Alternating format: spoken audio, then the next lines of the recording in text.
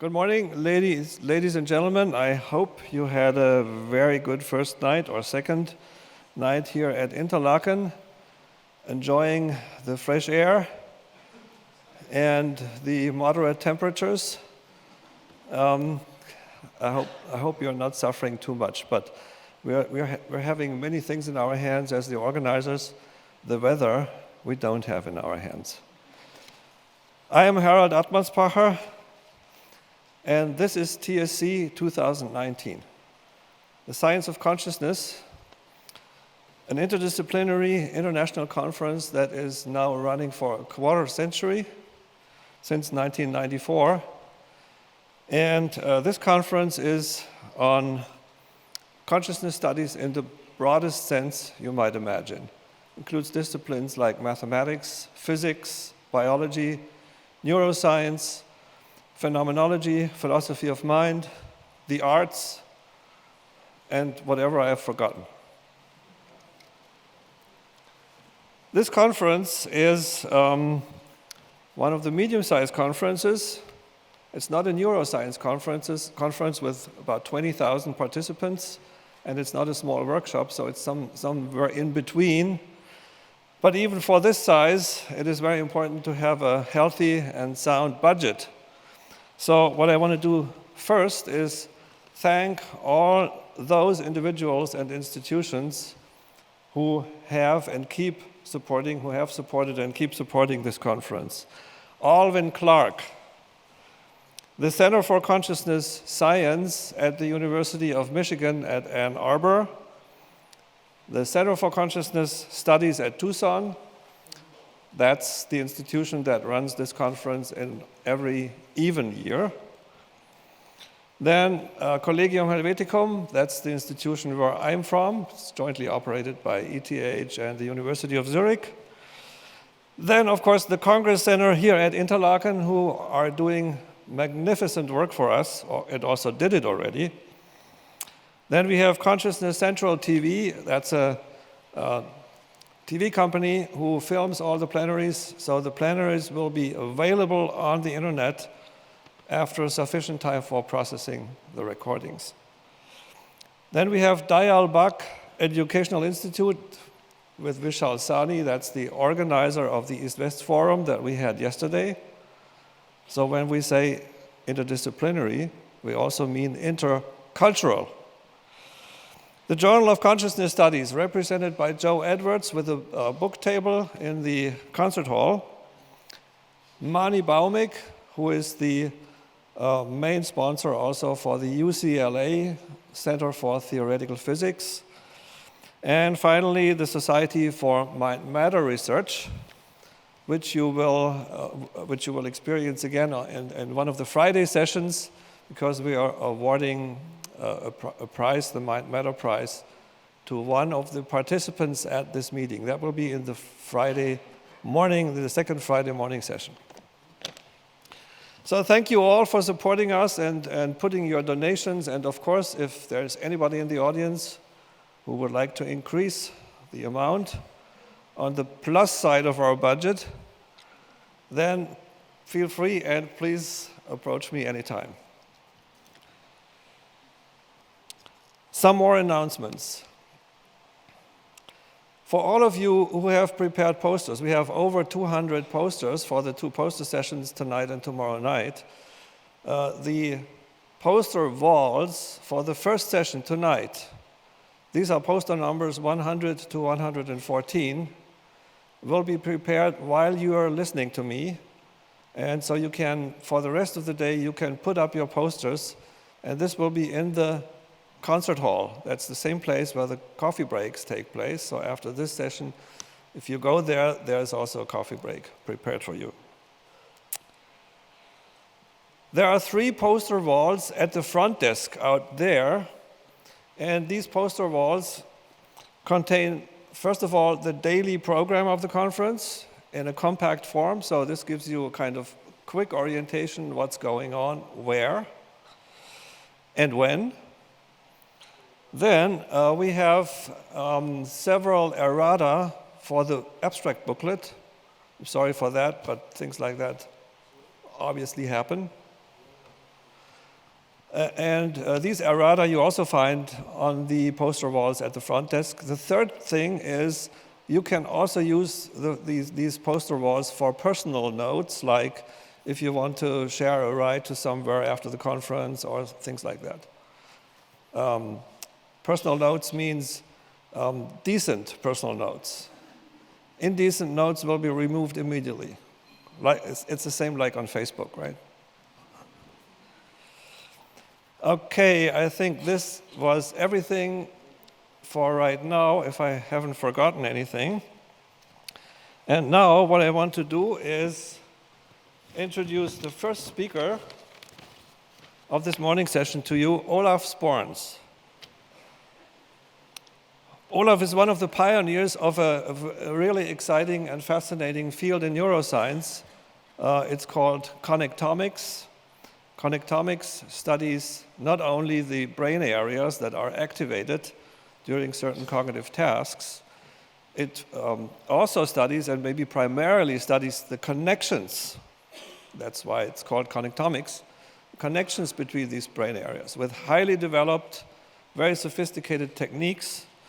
And as I said, Olaf is one of the pioneers in this field, does this work for many years, has written textbooks on it. And Olaf is from the Department of Psychological and Brain Sciences at Indiana University at Bloomington. Olaf, it's a great pleasure and a great honor to have you here. Thank you very much for coming.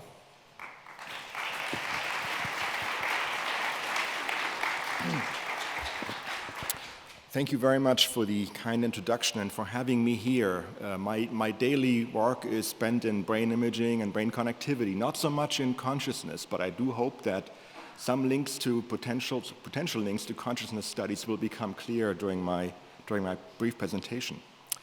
My work sort of resides in the intersection of network science and neuroscience. Network science is an activity that is directed at understanding the structure and function of complex systems. In fact, networks are nothing more, nothing less than representations of such systems, which we have decomposed into nodes and edges, nodes and connections. The topology between nodes and edges defines their connectivity structure.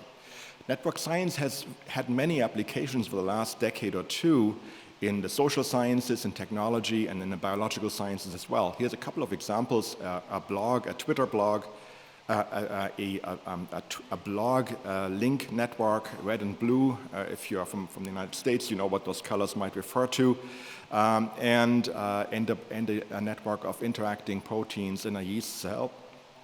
So many applications of network science in many disciplines, including now for the last decade or so, in understanding the structure and the functioning of the brain. We need network science approaches in neuroscience because the data that is coming at us is coming at us at an increasing rate and at an increasing level of complexity. We now can collect data sets from molecular interactions to social interactions that range over many orders of magnitude in terms of scale, spatial scale and temporal scale. And many of these data sets are ultimately relational data. They inform us about the interactions among elements, whether they are people or molecules, about the frequency and strength of these interactions and the topology of the networks that result from them. I'll spend most of today in the middle of this diagram, which is a large area of connectomics, which deals with networks of neurons and brain regions and how they interact in the course of rest and task, especially in the human brain.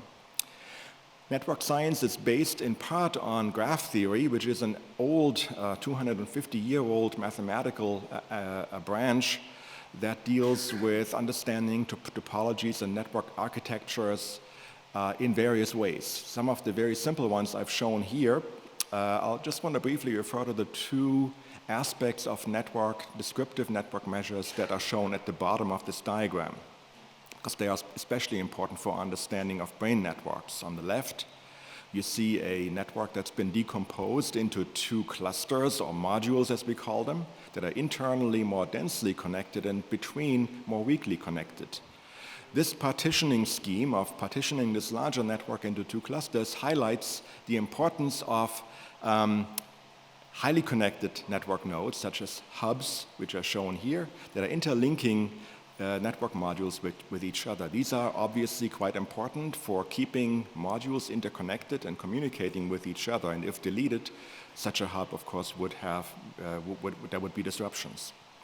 At the bottom right is a type of topology that we see in animal brains and human brains, actually, called Rich Club, which is a highly interconnected set of such hub nodes, densely interconnected amongst each other.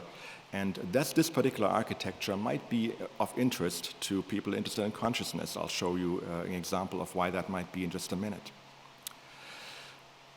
The process by which we extract brain networks itself is rather convoluted and actually is subject to a lot of studies itself. On the right part of this diagram, what you see is we record from multiple parts of, for example, the human brain, bold responses or neurophysiological signals, electromagnetic signals that we might record with EEG or MEG. Those time series data can be processed into a network of interrelated elements or recording sites where the relationships refer to statistical dependencies, correlations in the simplest case, or other more high-order nonlinear measures of interaction.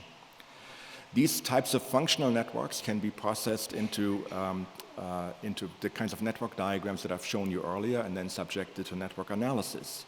On the left side here is the anatomy, which we can extract from living human brains using a process called diffusion imaging and tractography, which allows us to infer the likely architecture of white matter fiber pathways in the interior of the brain. And we can process those data into matrices of connections that tell us essentially what's connected to what in such a network diagram. And that's the kind of thing that we call, and we've called for the last 15 years, the connectome, and that's given rise to this activity of connectomics, which Harald has mentioned earlier. Connectome networks can be analyzed and modeled using network science techniques and tools, and that's where we spend most of our time working these days. When I first got started in neuroscience as an undergraduate student, really all we knew about in terms of brain anatomy came from histology and dissections of postmortem brains. This is actually a brain of a person, postmortem photograph, where the interior of the brain has been exposed through a careful process of removing overlying tissue to visualize the deep white matter pathways that link brain regions to each other. Fast forward about 30, 40 years, and we now have at our disposal a technique which is still very much developing, but I think it is getting better and better all the time. This technique, diffusion imaging and tractography, allowing us to infer the presence, the pathway, the trajectory of white matter pathways in the living human brain. This is obviously of advantage because we can study living humans who can also be subjected to cognitive behavioral testing or can be imaged with other methodologies or can be imaged repetitively. There have been now multiple multinational consortia that have imaged thousands of individuals in the United States, in Europe as well, and in China. And we now have in our possession literally thousands, perhaps tens of thousands of connectome maps from individuals across the world. These maps can be, these connectome diagrams that you saw on the previous slide can be processed into matrices of essentially wiring diagrams of what's connected to what. This is an example of a very early example of this that I worked on about a dozen years ago now with my good colleague Patrick Hagmann here in Lausanne in Switzerland. And it's essentially think of it as a matrix lookup table where each entry in the table tells you about the presence or the weight of a pathway linking two bits of brain in the cortical gray matter in this case. It's also been done for the entire brain, including subcortical regions and the cerebellum. This type of construct can now be subjected to network analysis, described with network metrics, such as the ones I showed you earlier. And Patrick and I, in the early days of Connectomics, early days means 10 years ago, did this and found the following hallmarks. Every part of the brain has its unique connectivity fingerprint. That is, it has a unique set of inputs and outputs that we believe define its functionality. The degree distribution, the distribution of the number of connections attached to each part of the brain is broadly distributed. It's not a Gaussian distribution, but it has a heavy tail, which means there are a few regions in the brain that have proportionally more connections than others. There's high clustering, which means neighbors of, if two regions are connected to each other, it's highly connected. It's highly likely that they also share connections to other partners. And there's a short path length, which people believe might facilitate communication processes. More importantly, for our task here of linking this to consciousness, there are modules that are somewhat segregated from each other in the human brain. These are interlinked by these highly connected hub regions that are crucial for ensuring communication between them.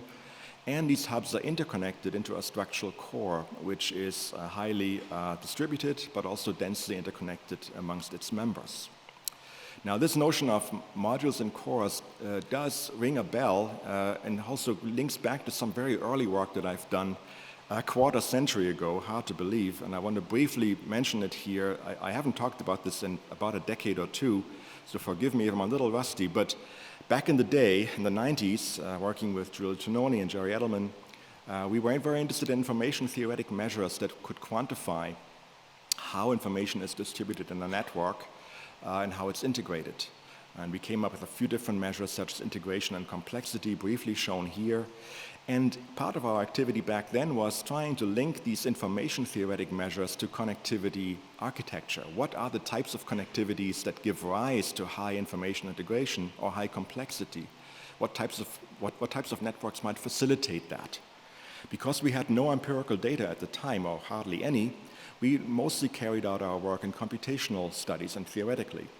And one of the things we did is we built an algorithm that was rewiring randomly connected networks in such a way that it was pushing the network up to higher information integration or higher complexity.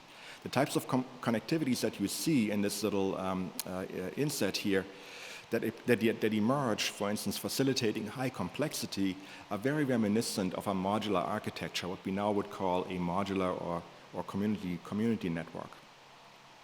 So there are certain types of topologies that facilitate particular types of information theoretic, multivariate information theoretic measures to emerge. Tononi and Edelman then went on to define the dynamic core hypothesis, which I'm still sort of fond of. It's now 20 years old.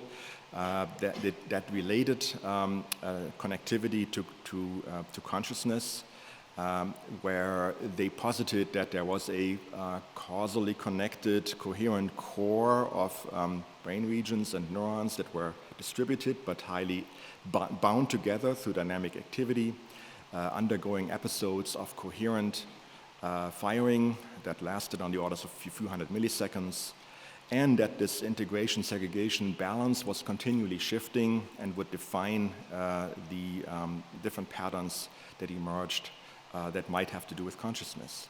There's an obvious connection between the dynamic core hypothesis and the so-called global workspace. Most of you here have heard about this. I am much less of an expert than you are, but forgive me. But just briefly, as I understand it, this is the theory proposed by Bernie Bars and Stan Dehane. The idea is that multiple, we might call them unimodal systems, sensory motor systems, would converge onto a central connected architecture called a global workspace, and that the activity of this global workspace would be connected to conscious access and cognition and behavior in a very unique way. This is obviously a network diagram, even though at the time, 20 years ago, it was not perhaps thought of in this manner. And there's an interesting connection to some of the work that we've been doing recently in our own lab that is, I think, quite apparent. And that has to do with this notion of the Rich Club, which I mentioned earlier. Just very briefly, the concept came to us from a different field. The term suggested. Rich Club refers to a social organizational pattern in which individuals are rich, not rich in terms of money necessarily, but rich in terms of connections that they maintain with the rest of the network. And a club because the members of this club are actually interconnected amongst each other. Technically, what we look for is a densely connected subgraph, as we call it, a connected set of elements inside a larger network, which also contains a very high set of connections and maintains many connections with the rest of the network itself. What you see in the middle here, that's sort of the little icon for the idealized description of what such a rich club might actually look like. Several modules that you see that perhaps relate to unimodal sensory motor functions such as vision, audition, and motion, interconnected through hub regions. These hub regions themselves are interconnected amongst each other with a density of connection that exceeds what we expect by chance. That's the technical definition of rich club organization. So this architecture we thought might play an important role in not only global communication across the network, but also in integrating information together and providing essentially a substrate for what was proposed earlier in consciousness-related studies as a dynamic core or as a global workspace. So we set out to look for a rich club organization with my colleague Martin Mannenheuvel, now in Amsterdam. We set out to look for it in human brain imaging data, diffusion imaging, and tractography, and we found rich club organization to be present. This work has now been replicated many, many times in other data sets and other cohorts. The key finding here is that there is a set of highly connected, high degree, that is highly connected brain regions, which are also highly connected amongst each other, denser than expected by chance relative to a null model. These brain regions, if you can briefly look at the diagram below, it's a little difficult to make sense of it, are actually widely distributed. They contain regions such as the medial parietal cortex, the cingulate, the medial orbitofrontal cortex, the insula, and medial temporal regions on each side. If we look at theoretically, how would we connect through such a network with communication paths? How would we reach one part of the brain in terms of a communication path to another part of the brain? How would we connect them? A very high proportion of these paths would have to be traversing this relatively small part of the connectional infrastructure called the rich club. If we damage rich club connections or nodes computationally, or if we do so in humans, where of course we don't make the damage, but nature makes it for us through stroke and trauma and brain injury and degenerative diseases, then we would propose that network integrity and efficiency of communication is disproportionately impaired.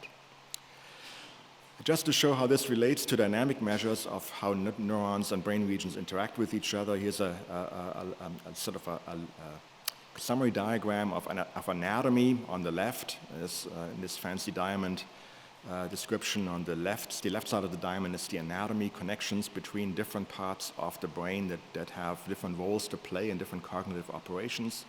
And on the right, the functional connections that connect them as well. There's a high degree of overlap between them.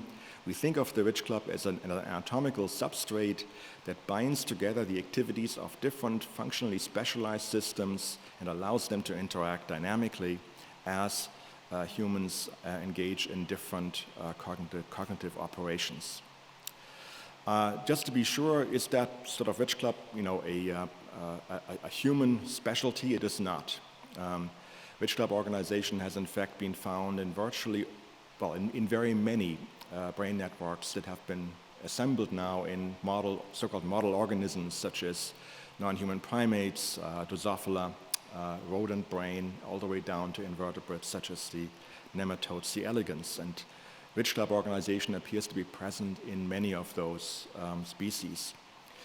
So it's not limited or special to the human brain. If we look in the macaque cortex, and we did so some years ago now, leveraging access to track tracing data from the macaque literature reporting on connections in the macaque brain, we find rich club organization. We see regions that are engaged. These are standard anatomical labels here, areas 9 and 46 and frontal cortex, parietal cortex, area 13, 32. These are cingulate areas, orbitofrontal areas, and then also medial temporal areas. Again, widely distributed and homologs of the human regions that we had described earlier. So rich club organization seems to be almost a universal feature of how nervous systems are organized, and that in itself is an interesting topic perhaps for discussion later. At the end, a few brief notes on how we can relate structural connectivity, which we can measure with this methodology of diffusion imaging and tractography, or with other methods that we have. How can we relate that to the dynamic functioning of the brain? On the right here, this little movie is actually a human in a scanner, in an MRI scanner, who is not doing anything in particular, something we call in the field somewhat of a misnomer, I would say, the so-called resting state. This is a task-free empirical construct used very frequently now, quite widely in many laboratories, by which we can measure brain activities and series of brain activations in an unconstrained setting over a period of many minutes, sometimes up to half an hour or an hour. This sort of swirling of activity that you see here projected onto the cortical surface is what occurs when a human is doing nothing in particular, resting state involving quiet, cognition, awake operations, whatever happens to be happening in this person's brain. Strangely enough, such an unconstrained state, resting state, again, very much a misnomer, not a state in many senses, and not resting at all, really, from the point of view of brain activity. But let's call it resting state. Resting is actually remarkably useful because it actually is highly reproducible across people, across individuals. The way we measure typically is we take these types of activation patterns, frames from these types of movies, if you wish, and we cross-correlate them. And we cross-correlate the ups and downs of the MRI response across time, and compute so-called correlation matrices or functional networks from that. This has been nicely clustered for you so that we can discern that there are certain blocks of highly coherent brain regions that are standing out along the main diagonal. And these blocks have now in our field have names: default mode, dorsal attention, saliency network, somatomotor, visual, etc. And it is widely thought in the field that these different systems, which are spatially distributed but functionally coherent, engage to different extent in different types of cognitive operations. Interestingly enough, you might think the resting state is so unconstrained, literally there's no instruction to the subject, that it would be completely divergent. There would be different patterns in different people and we couldn't relate them to each other. That would be the end for that type of activity, probably, in terms of science. But it is not. It's actually highly reproducible. And there have been many very high-end studies with lots of subjects in them, one of them over 1,000, shown here at the bottom, that have mapped out these systems across the cortical surface and subcortical regions. And remarkably, if we take enough of this activity, 10 minutes, 15, maybe 30 minutes, and we compute these coherent patterns that you see here, covariance or correlation matrices, we get very consistent answers across individuals, within individuals, across time, and then across individuals as well. So everyone in this room has a default mode system and a visual network and a saliency network. And they're roughly speaking in the same, more or less the same parts of your brain. So this was the basis for a lot of, I would say, hundreds, maybe thousands of studies now in brain imaging that have utilized this resting state paradigm. The great thing about it is because there's no instruction given and no task requirement, you can actually use this construct in people with brain disorders, brain injury, in the elderly, and very young individuals, infants even, and it works because all you do is you're listening in on how the brain is operating on its own in the resting state in an awake individual. We at the time were interested in where do these resting state activations come from, and a long line of work has resulted since then, which has been pushed forward energetically by a number of people in our field now. But at the starting point, what we did in our lab a dozen years ago now is to take a simple connectome network. At the time, we didn't have any human data yet, so we took it from the macaque brain. This is a network that you see here among of connections in the macaque visual and somatomotor cortex. We combine that with a simple biophysical model that tells us something about the ups and downs of neurophysiology, neural populations in these areas. And we also used a synthetic bolt mechanism to simulate bolt responses as if we had a scanner. It's actually much cheaper to do this. You can do this on a PC. You don't need an actual MRI scanner. Very, very nice.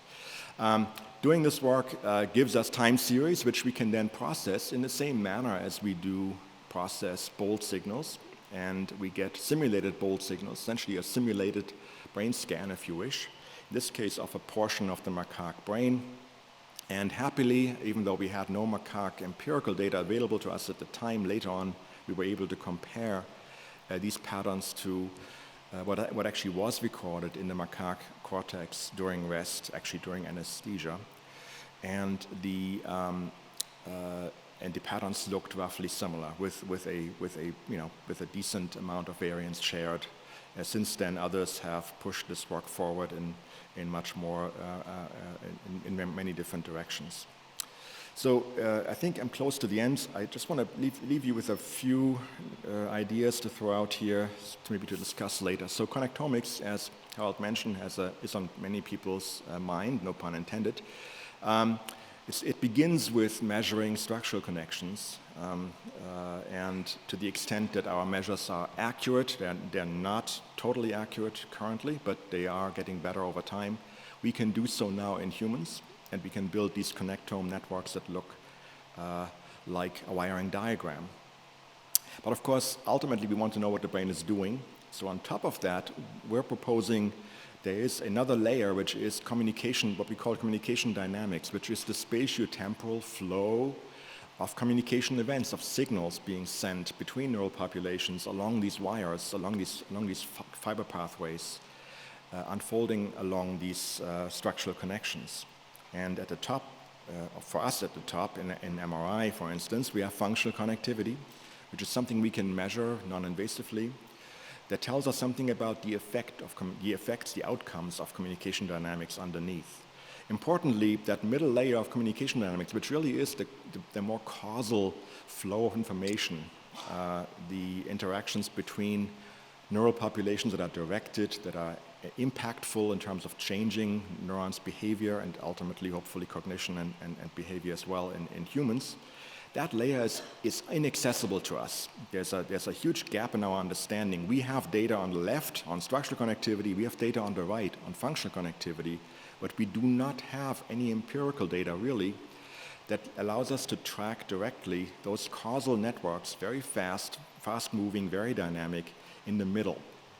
And it is unfortunately that middle level that I have a feeling is especially important for understanding of how information is processed and integrated in the human brain. We do not have access to that level directly from functional connectivity or from MRI, for example, for reasons we can discuss later.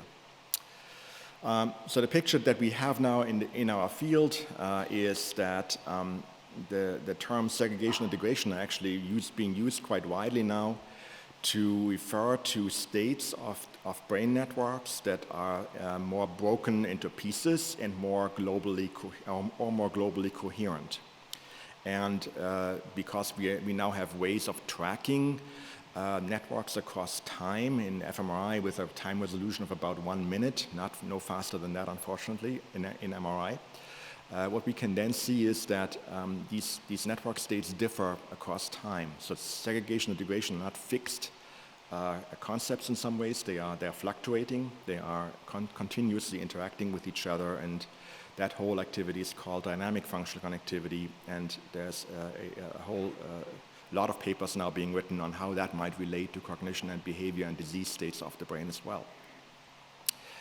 So at the end, one of the complexities that we deal with in neuroscience is that there are many different levels of organization. I got my first degree in biochemistry, so I actually sort of worked my way up the scale here over my career, starting all the way with proteins and biochemical interactions in my early years, and now working with whole brain networks. But the key point is that there are networks and relational data that we have to pay attention to in neuroscience at all these levels. And these levels interact. They're not separable. I feel it, for us to understand how whole brain networks are operating, we have to be very sensitive and knowledgeable about what happens at the circuit level below, and below that at the level of synapses, the level of molecules even. And any process that I can think of especially information integration, really is a network process. It's a process that involves networks at multiple scales, the interactions amongst different levels, and that we have to study with network science and network modeling and complex systems, tools and technology. And because I have nothing else to do in my free time, I started a journal, Network Neuroscience as it's called, now in its third year of operation, that is specifically targeting studies that investigate network interactions at all levels that relate to brain function. So even though I have mentioned consciousness only in glance, sort of in a superficial way, I do hope that the study of networks and brain networks in particular might strike a chord with this audience, and that you might have found something in this talk that relates to your own interest in consciousness studies.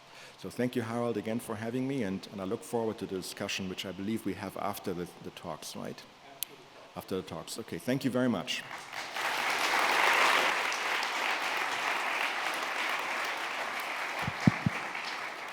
Yeah, thank you very much, Olaf, for this fascinating talk and very interesting theoretical and empirical work.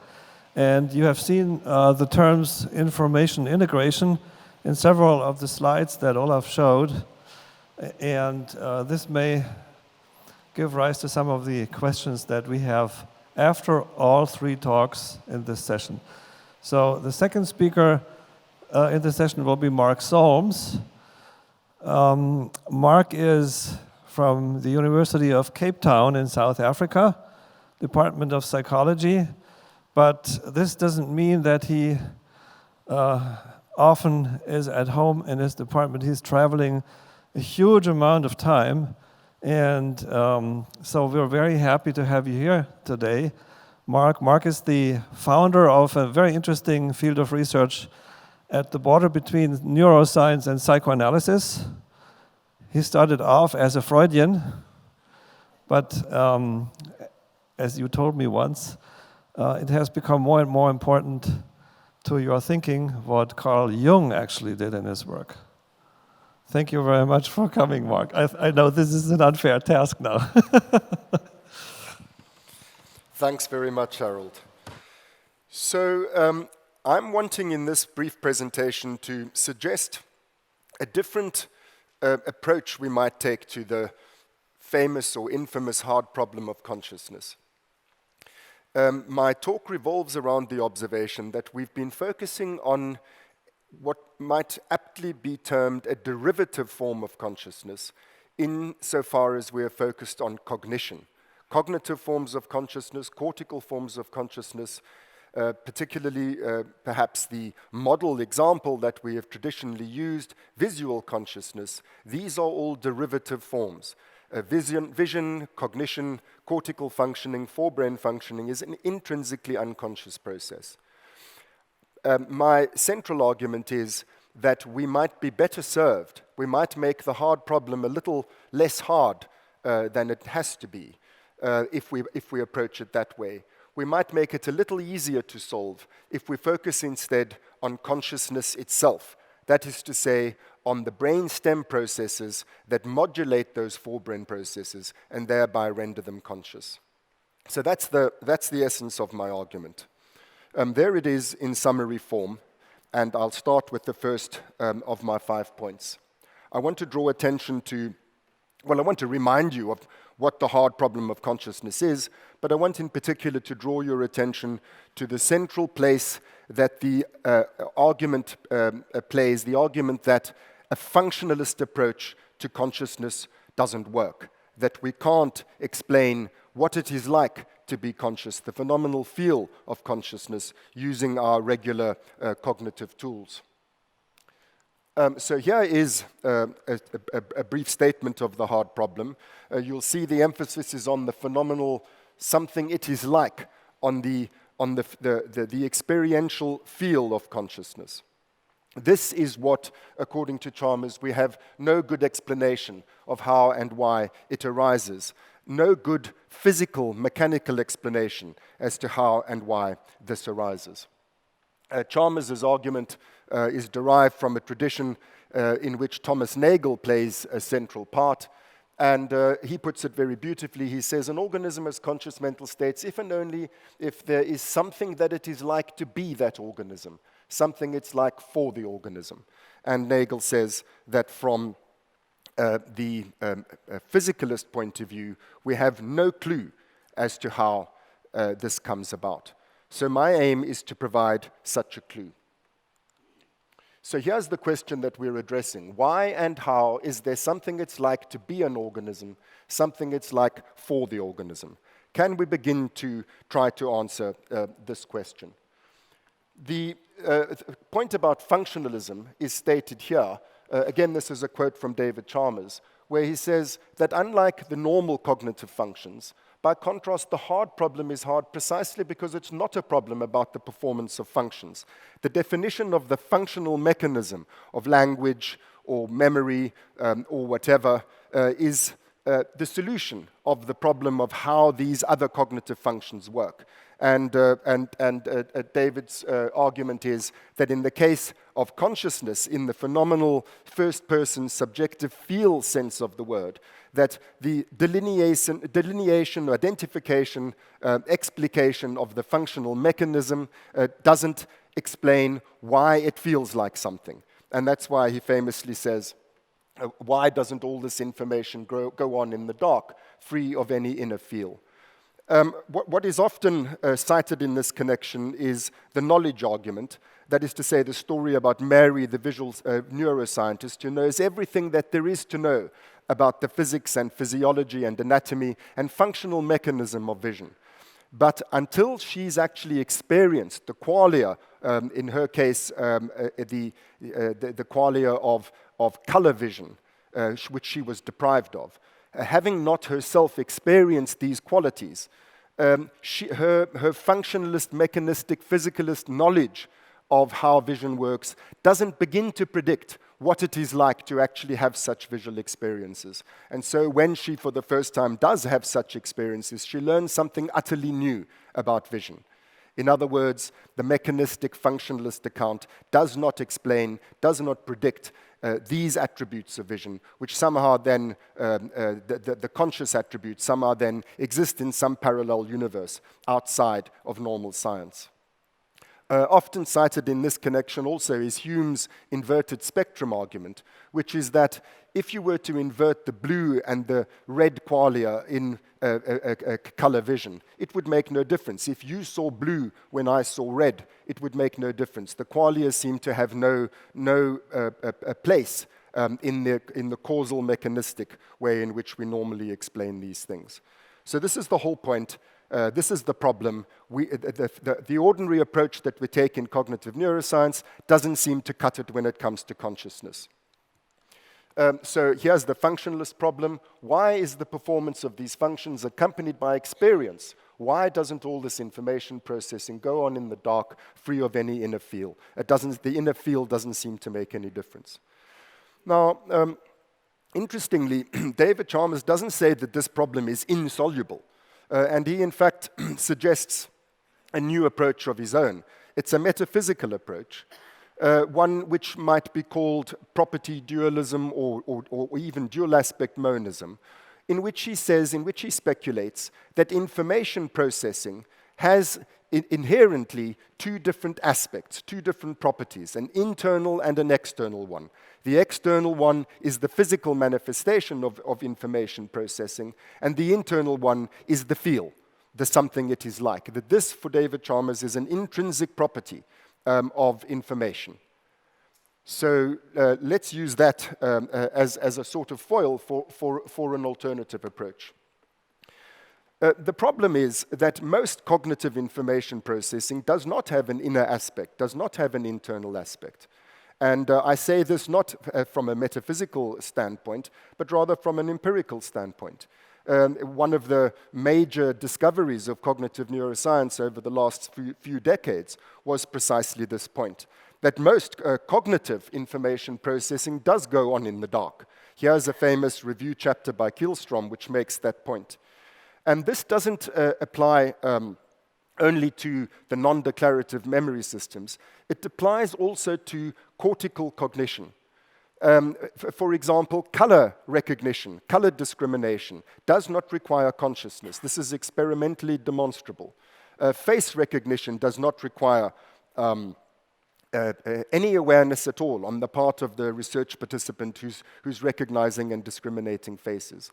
This applies even to reading with comprehension. It's possible to experimentally demonstrate that a research participant can read and understand what they're reading, and this will influence what they do subsequently without any awareness that they've perceived a stimulus at all. In other words, all of these cortical functions, even the most uniquely human ones, go on in the dark. They do not require consciousness. And therefore, my point is that this is the wrong place for us to be looking in order to understand what the underlying functional mechanism of consciousness is. In a word, the knowledge argument in relation to Mary is correct. Mary does not need to know what it is like to experience vision in order to understand everything about vision, including cortical vision, because all of these things, vision and cortical vision, do not require consciousness to operate. They are not intrinsically conscious processes. Barge and Chartrand, in another very well-known review article, go so far as to say that 95% of our everyday goal-directed cognitive activities are unconscious, and hence the lovely title of their paper, The Unbearable Automaticity of Being. So I say again, cognition and cortical cognition and exteroceptive perceptual functions are not the place we should be looking to understand the basic mechanism of consciousness, because these processes are inherently, intrinsically unconscious. There is, however, a function which is intrinsically conscious, and that is affect. Now, here's a quotation from Freud, of all people. As you know, Freud was a pioneer of the view that we overestimate the role that consciousness plays in mental life. But even Freud was of the view that when it comes to affect, it's intrinsically conscious. And I know that here we have a terminological problem. Different people mean different things by affect and emotion and feeling and so on, which is why I've highlighted the word feeling on the screen.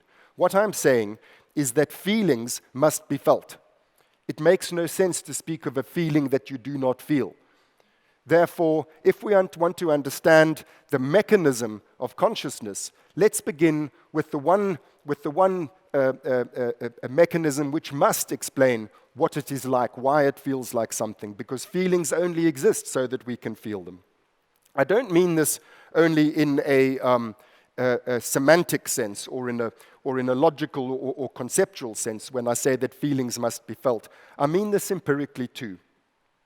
What I have on the screen now, I'll explain in a moment, but I want to draw your attention first of all to the brain stem. The upper brain stem is, as it turns out, where feeling comes from, and I'll explain that to you in a moment. We discovered in 1949 already that consciousness does not flow in with sensory information. It's not something that flows in from the outside. Consciousness is an intrinsic property of the brain. It's generated in the core of the upper brain stem, and from there it emanates upwards and outwards through the forebrain onto the cortical mantle. When we first discovered this, when Magoon and Maruzzi first discovered this, we fudged it. We tried to retain our old theory that consciousness is a cortical function by drawing a distinction between the contents and the level of consciousness. We say that the contents of consciousness are generated in the cortex, and the level of consciousness is regulated from the upper brain stem. In other words, the upper brain stem is an enabler of consciousness. It's a prerequisite for consciousness, but it isn't itself consciousness. And the way that this was understood was something like it's the power source of consciousness. It's something like the electric plug whereby you switch on the television set. It's absurd to think that the television's main functions flow in from the power source. And the upper brainstem was seen in this light as the power source, the on-off switch, the volume control, something entirely quantitative in relation to the qualia of consciousness, the contents of consciousness, which are cortical things. Hence, a 2 millimeter cubed lesion in the parabrachial nucleus. And think about the size of this. A tiny lesion the size of a match head in a part of the reticular activating system. It is unequivocally demonstrated that such a tiny lesion can obliterate the whole of consciousness. Now, what I'm wanting to show you in the slides which follow is that this idea that the upper brainstem enabler of consciousness, the power source of consciousness, is something purely quantitative, merely providing a level as opposed to a contents or qualities of consciousness, that this view is wrong. There's many lines of evidence for it, and I'm starting with the most dramatic, which brings me to the slide on the screen. This is an MRI scan of a 3-year-old girl who was born with no cortex. This condition is called hydranencephaly, not hydrocephaly, hydranencephaly. In other words, cerebrospinal fluid instead of a cerebrum. Her brainstem, you will notice, is intact. Now here is this girl. She wakes up in the morning. She goes to sleep at night. In this sense, she's conscious. She also loses consciousness when she has absence seizures. Even her parents can see, now she's conscious, now she's not. You might say that this is all just level of consciousness. This is mere wakefulness. Where's the content? Where's the quality? Which is why I'm showing you this slide on the screen now. And remember, I can't give you all of the evidence in a talk like this. I'm just giving you indicative evidence. Here's what happens when you place her baby brother on her lap. She goes, ah, and she's happy. And the same applies to all sorts of affects. In fact, all of the basic emotions are intact in that girl and in all such children, and I'm here showing you another one. They show situationally specific and appropriate affect. They show happiness, they show sadness, they show frustration and irritability, they show surprise and fear and playfulness. All of the basic emotions are situationally appropriately displayed by these children. How does this happen? Well, it happens because the upper brainstem generates these feeling states, generates these qualities. These are the contents and qualities of upper brainstem so-called arousal. How this happens, it's a long argument, and I'll just briefly mention that the information from the sensory periphery doesn't only go to cortex. So it doesn't only go to that part of the brain which is capable of generating exteroceptive consciousness. Information goes from the senses also to the superior colliculi of the brainstem, where that information is unconsciously processed and transmitted to the reticulate core. This is how the feelings come about. Perhaps a good analogy for it or model for it is what happens in blind sight. These patients have no visual cortex, they therefore can't have visual consciousness, but they still respond to visual information because they receive that information unconsciously in the superior colliculi. Interestingly, when asked why did they make the correct guesses that they do as to where visual information is and what visual information is of which they are not conscious, they say they do so by gut feel. And that's what these children do. They function by gut feel. Please remember, they have no cortex at all. So it's not a matter of the affects enabling something in the cortex. The affects themselves are conscious subcortically. Now, there are converging lines of evidence for this view, and I'm only going to be able to skim over some of the major lines of evidence. Here's the description by Blomstedt et al. Of what happened to a patient when a deep brain stimulation electrode was accidentally placed in one of her reticular activating system nuclei, the substantia nigra in her case. She fell into a profound suicidal depression. This is a patient with absolutely no psychiatric history. As soon as the stimulator is switched on, she falls into a profound despair. And when it's switched off, she comes out of it. So this is another line of evidence. If you stimulate these nuclei in the upper brainstem that are supposed to produce mere levels of consciousness, what they actually produce is intense affective states. Every time the stimulator in a double-blind trial was switched on, she fell into this depression. When other sites were activated, she did not. And I'm giving you, again, just one such case. Here's another line of evidence using a different method. So we've spoken of lesion methods, we've spoken of deep brain stimulation methods. Here's positron emission tomography. Here are 4 basic emotional states. The research participants are intensely feeling whatever it says on the screen there, sadness, anger, happiness, fear. Please note where the activation is. The red is the activation. The activation is subcortical. The activation is, for the most part, in brainstem sites. And look at the cortex. The cortex is deactivated. So again, it's not possible to say, it's not viable or tenable to say that the affects are in fact the result of activation of cortical sites. It's just enabling cortical contents and qualities to come to mind. The qualities clearly are not activated in cortex. The qualities are subcortical in and of themselves. Here, dear colleagues, is an image of an orgasm. Now, you see there too, it's in the midbrain, the transition between mesencephalon and diencephalon. This is a brainstem state. And I hope that you will all agree with me. Orgasms can't go on in the dark, or at least not in the sense of whether or not you feel them. Whoever heard of an unconscious orgasm? So what I'm talking about is feeling states which are intrinsically felt. That's what they are. And these things are activated in the upper brainstem. So over the last, well, what is it now, perhaps 20 years, this view has gradually taken hold. I cite there the works of Panksepp and Damasio, who are the best-known proponents of the view that I'm describing for you. Perhaps the most everyday line of evidence supporting this is that the drugs which psychiatrists use, psychopharmacological agents, which are, after all, meant to change emotional states, drugs like antidepressants and anxiolytics and antipsychotics, they act on these upper brainstem sites. Dopamine is sourced in the ventral tegmental area. Noradrenaline is sourced in the locus ceruleus complex. Serotonin is sourced in the dorsal raphe. So these nuclei, these so-called arousal structures, wakefulness structures, level of consciousness structures, clearly generate a quality. So remember, we always knew that these upper brainstem sites activate the forebrain, that the consciousness in forebrain and in cortical sites in particular is the result of the modulation, the arousal, the wakefulness coming from below. But now we can no longer claim that this is a level. What this suggests is that the fundamental form of consciousness, the foundational form, the elemental form, the prerequisite form for all other types of consciousness is affect. Cognitions are unconscious. Cortical processes are unconscious unless and until you feel them. You have to feel your way into your cognitions in order for them to become conscious. So this leads me to my fourth point. What is then the function of affect? Affect is a homeostatic function. This too is not an idea of my own. This is an idea that's gradually taken hold over the last 20 years. Homeostasis is an absolutely basic biological function. It is, in a word, how we resist entropy.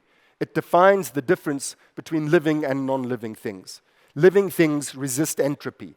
They seek to stay in preferred states, in biologically viable states, shown by the black line on this diagram. Now, homeostasis is not a necessarily conscious process. Homeostatic processes, as I say, define living organisms. They go all the way down to the simplest single-cell organisms. But with increasing complexity, so it becomes necessary for the organism to deal with multiple competing needs, to have to orchestrate different homeostats, to have a meta-homeostat regulating all the other homeostats in order to prioritize and in complex ways interrelate the regulation of our different bodily needs. Like I need to stay in this core body temperature state, I need to stay in this level of hydration in relation to my sodium levels, I need to balance my blood gas levels in this way, and all of these things need to be orchestrated. They can be orchestrated and are in complex algorithms. But where feeling seems to kick in, the adaptive advantage bestowed by feeling homeostasis is that you're able to regulate your behavior not only on the basis of predetermined algorithms, but on the basis of here and now what it is like. In other words, using the example of respiratory control. This is normally something unconscious. You're not aware of your breathing processes and of what they're doing for you until you hit an unpredicted or unpredictable situation, such as arises, for example, if you find yourself in a carbon dioxide-filled room. What are you going to do? You need now to feel your way through the problem. Is it better to go up, to go down? Is it better to go through this door or that window? The feeling in relation to suffocation alarm tells the organism which is better and which is worse. It's an enormous, as I say, enormous adaptive advantage. The alternative is by chance. Some of us will survive, most of us won't, and those who survive will then have built into the phenotype a new tweak to the algorithm. Much better is to be able to adapt here and now to the situation, and feeling seems to be how we do that. In other words, there's a basic value system that underpins all biological life, and that is that survival and reproductive success are good, and death is bad. And the feeling of unpleasant affect is telling you you're moving towards death. It's a survival alarm mechanism. And pleasure says you're moving back to where you need to be in order to get back into your biologically viable state. In the biologically viable state, feeling no longer has any value. So feeling governs homeostasis. It's felt homeostasis. It governs homeostasis in conditions in which choices need to be made, where voluntary action is called for, and this is what feeling enables us to do. This is really no small matter. I told you we have multiple different affects, multiple different homeostatic need systems. Each of them, they all function in this way. They all are valenced. Valence, the intrinsic valuation of the state of the organism, is what affect is for. But then each one of these different homeostatic need states has its own quality, its own flavor, if you will. So the badness of hunger and the badness of sleepiness, the badness of fear, the badness of rage, etc., each have their own quality, but they all function in the same basic way. Now, I need to make clear that these different affects have causal consequences. Each one of these affects predicts a behavior. They are unconditioned instinctual reflexive behaviors, and then we learn from experience. That's what this feeling your way through the problem enables you to do. But the innate unconditioned response is also terribly important in terms of why we have different affects, why we have different flavors of different affects, because affects compel us to do something.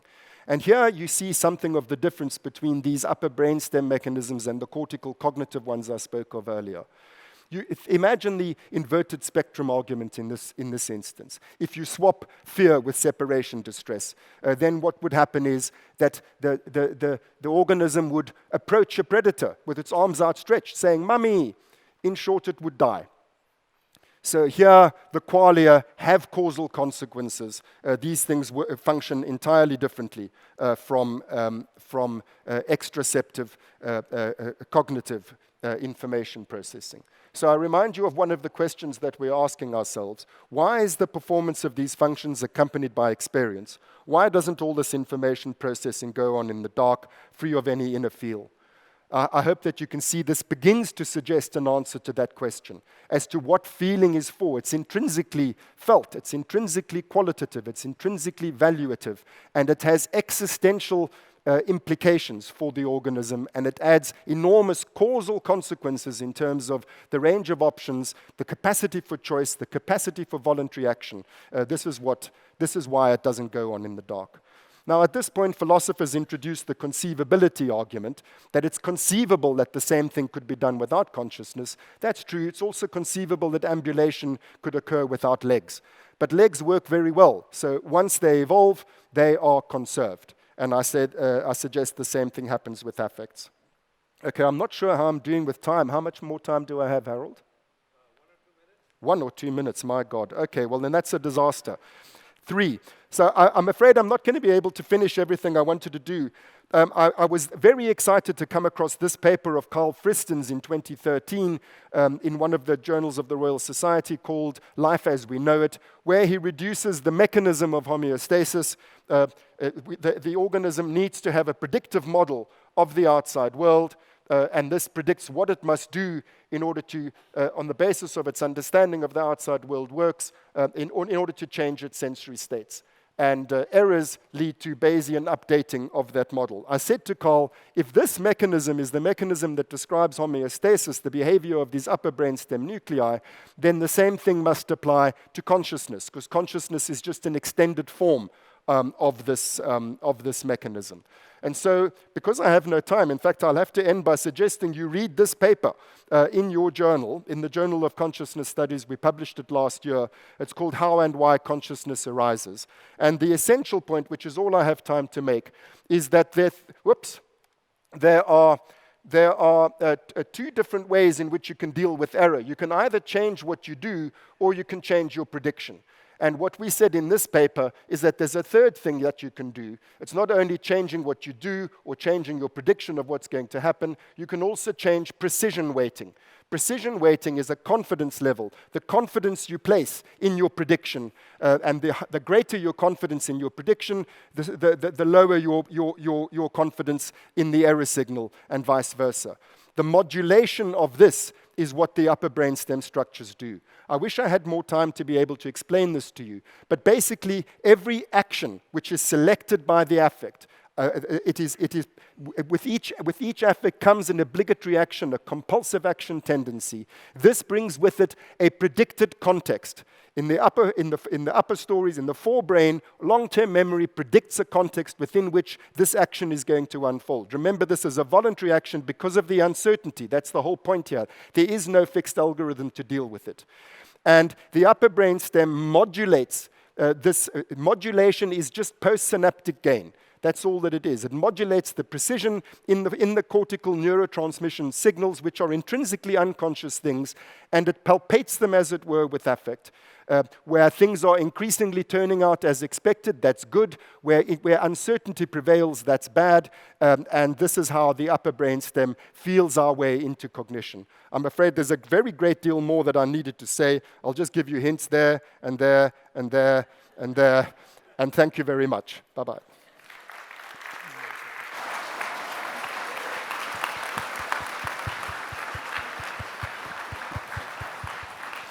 Big applause for Mark Solms. Thank you very much, Mark. Let's move on to the next speaker now. That's Kathyn Hall. Kathyn Hall is known for her recent work, novel work, challenging work, and I think also fascinating work in placebo research. Kathyn is working in the Brigham's and Women's Hospital and also at Harvard Medical School. And Kathyn, the floor is yours. Thank you. So I'm going to possibly tie this all together by talking about placebos. And to start us off, placebos we used to think of very simplistically as these inert interventions, whether they were pills or even the surgeries or devices or sham, or even acupuncture that are used to treat illness. The modern definition of placebo, however, has expanded to include what I call the mise en scène, what's around the patient, whether it's the attitude of the physician or the room in which they're being treated. So are they seeing a clean, tidy, high-tech room, or are the conditions run down? The labeling on the packages of the pills, the colors of the pills themselves, and the warning labels. You know, using this pill can cause drowsiness, or using this pill should not be done with alcohol. All these pieces of information that surround the clinical context are part now of the placebo treatment, are part of placebos, and can have an interesting impact on the patient. But I think what's really important here, and what's missing, and seems to sometimes be missing, is the patient themselves. Because it is within the patient that we really see the placebo effect or the placebo response take place.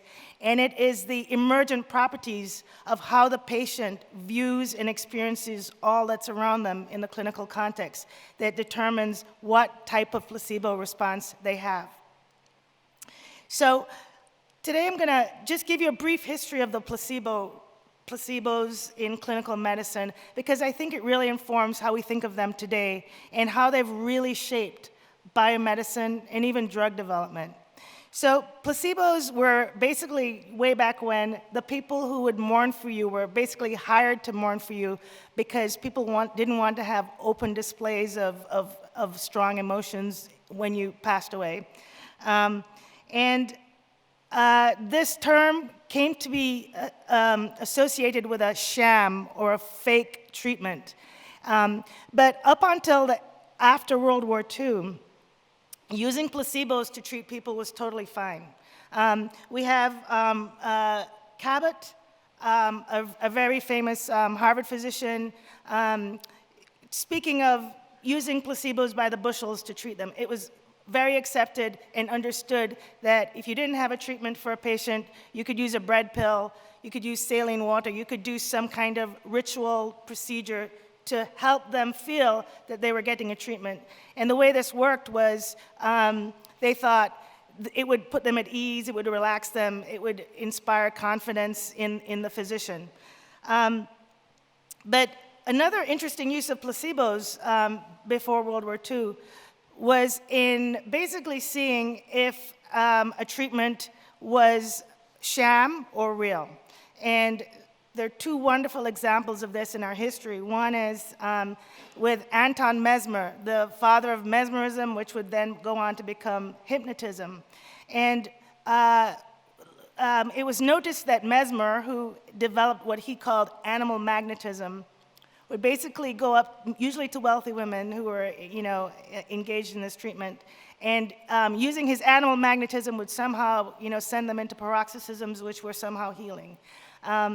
And Marie Antoinette of France became very interested in it, and so her husband was very invested in kind of debunking this to figure out what exactly is going on.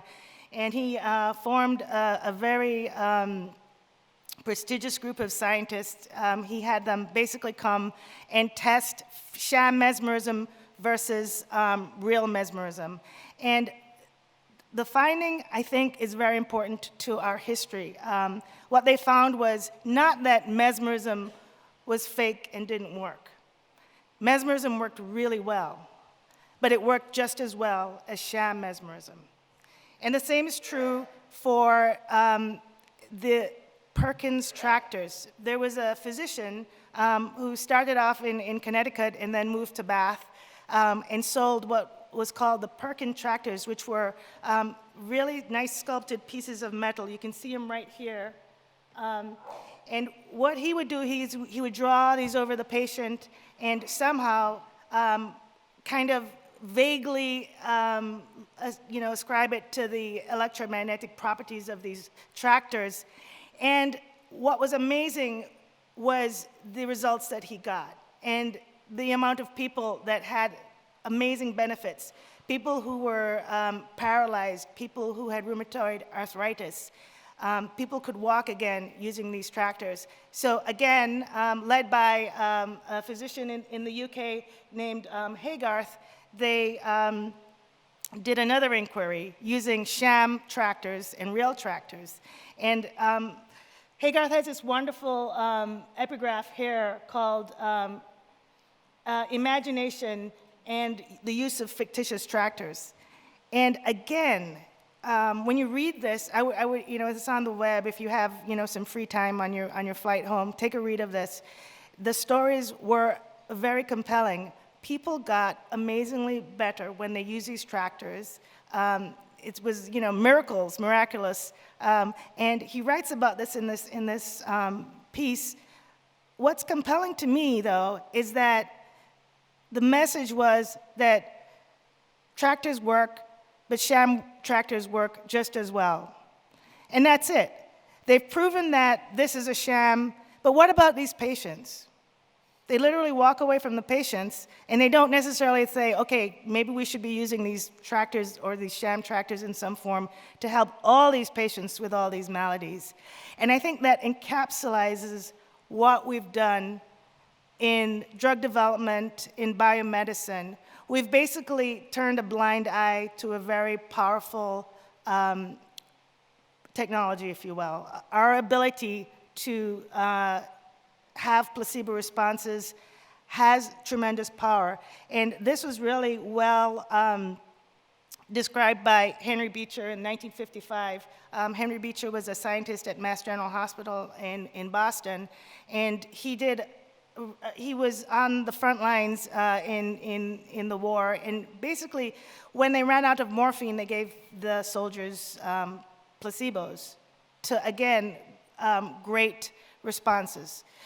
So starting in 1955, around the 50s, we start to see clinical trials come to the fore, and there's a need to control for all these spontaneous responses that people are having. There's a need to control placebos so that they can see the power of the materia medica, of these new pharmaceutical entities that are being developed. And so the placebo response essentially becomes a victim, if you will, of double blinding and the new ethical mindset. Because it's believed at this time that in order for placebos to be effective, you have to deceive the patient. And with the Belmont report, it was no longer okay to deceive the patient. And so it was no longer okay to give placebos. So we enter modern medicine without the ability to treat people with these placebo treatments, and with the belief that they needed to be marginalized, disavowed, because if you used them, you were a charlatan, and if you responded to them, then you were weak of mind. So placebos basically become unethical after World War II, and today I'm going to talk about how all these myths around placebos have shaped pharmaceutical drug development and clinical medicine. And the three myths I'm going to talk about are that placebos are the domain of the imagination.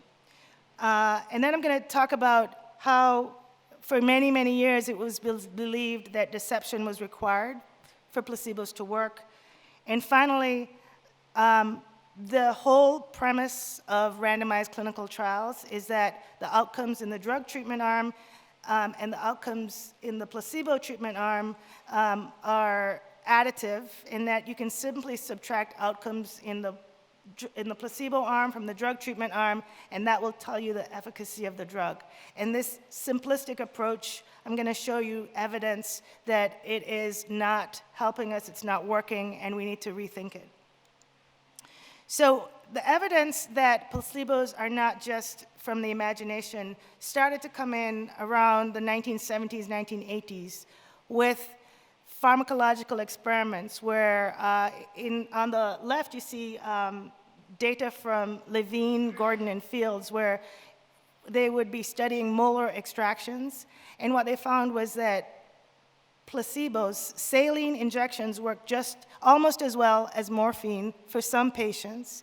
And interestingly, if you gave morphine but the patient didn't see you giving them the morphine, morphine worked just as well as a placebo that was given in full view of the patient and then when they were told that it was morphine. So clearly there's something going on in the brain that suggested that placebos might be some kind of physiological response if the drug effect can be changed by information. And what they did was they thought, okay, why don't we treat the patients with naloxone? It blocks opioid signaling, and sure enough, when they did, they found that opioid signaling, if blocked by naloxone, could block a placebo response. And so that's our first inkling that the placebo response is working through neurotransmitters in the brain. A similar series of studies that came about 20 years later by Benedetti and Amanzio showed that you could promote a placebo response by promoting opioid signaling with the drug proglumide. So we started to have a sense that, yeah, placebo response is in the brain, but it might be a physiological, neurological process that's happening. And so in the last 20 years, there's been quite a bit of neuroimaging studies, and they have shown, I think, in reference to our earlier talk, I think it's the Rich Club plays a really important role, some of the members of the Rich Club, if you will, in placebo response. In these areas highlighted here, the dorsolateral prefrontal cortex, which is associated with expectation, are found to be active. The nucleus accumbens, associated with reward, also active, and areas like the periaqueductal gray, which are associated with pain processing, are also active. So areas in the brain that you would expect would have to be turned on in order to mediate a placebo response are. And so more evidence that placebos are not just the domain of the imagination. And I think we would have been going on with this research and not really connecting the dots if it wasn't for a growing crisis in pharmaceutical drug development. And many of you may not care about pharmaceutical drug development, but at some point we're all we all are or are going to be patients. And many of us benefit from the drugs that are developed in pharma. Drugs are developed based on this simple assumption that the drug and placebo response are additive. And what we've been seeing lately is that the placebo response is increasing, and so it's becoming harder and harder in conditions like pain, anxiety, depression, for new drugs to be identified. So that's basically what we're seeing on the left, where for depression, you see that not only is the difference in the change score between drug and placebo is going down, but the mean change from baseline in placebo is going up. So for some reason, the placebo response is growing, and it's not only in depression, it's also in schizophrenia. And like I said, it's in these psychoneurological conditions that we see this increasing placebo response. And so what does that mean to drug development? Well, it means that the $2.5 billion that it takes to make a drug is basically going down the drain in trial after trial. And to me, it's a very striking phenomenon, and I think it's allowing us to kind of take placebos out of the domain of the imagination and basically into the domain of biomedicine, where evidence-based medicine is king, where the molecule is king, where the material that we can point to and explain effects is king. So I wanted to briefly talk about this question of you have to deceive the patient in order for the placebo to work. So watching this kind of growing placebo response, ask the question, well, if placebos are so effective, but you can't use them because you have to tell the patient that they're taking a placebo and it won't work, what happens if we did tell the patient that they're getting a placebo? Would the placebo work? And so we've been doing these studies. We just finished the latest one, and the answer is they work very similarly. Placebos, which we call open-label placebos, work very similarly to double-blind placebos.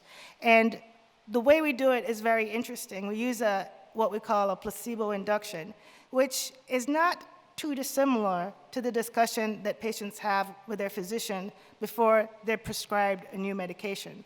So we tell them placebos are powerful, and it's well known that placebos are very effective in areas of pain, migraine, asthma. And then we also tell them that the body can automatically respond to placebos, kind of like Pavlov's dogs. Everybody knows about Pavlov's dogs, so it's a way to kind of bring in the concept of conditioning or automaticity. We tell them that they don't have to believe, that they can suspend belief, and we tell them that a positive attitude is necessary, and the most important thing is to take your placebo pills twice a day. It's interesting because adherence is one of the most predictive variables in clinical trials. And so we're basically taking advantage of that by saying, you must take your placebo pills. So we've done now over 12 trials, and many of these trials have been done in places all over the world. And we see the same thing. We see that people with low back pain, people who for years have suffered from cancer fatigue, which is a sequelae of cancer treatment, chemotherapy, have remarkable improvement. Not everybody does. People who tend to respond to placebo tend to respond to open-label placebos. And some people get worse, and some people don't get better at all. We just finished a really interesting study, and we're doing a complete genomics workup to try and understand what genes are turned on and what changes are happening in an individual who responds to open-label placebos. Interestingly, open-label placebos didn't work for wound healing, their limits, and I guess what we're going to do is really understand what the limits are to open-label placebos, and also what the possibilities are for open-label placebos. So going back to this question of are drugs and placebos additive, and are placebos just in the domain of the imagination? We wanted to ask, is there a way that we could predict placebo response? And we thought, I am a molecular geneticist, so that's where my interest lay. And so we wanted to identify any genes that might be associated with placebo response. And to do this, we went back into the literature to look at every single clinical trial that reported a gene of interest that might have a differential response by that gene in the placebo treatment arm. And we assembled a list of genes, and to refer back to the talk on networks we just heard, we wanted to see if these genes that we had assembled were part of a network. So we called the network the Placebome, and what we did was we looked to see if there were any unique characteristics of genes that from the literature appeared to be associated with placebo response. And what we did to do this lookup, to do this study, was look in what's called the interactome.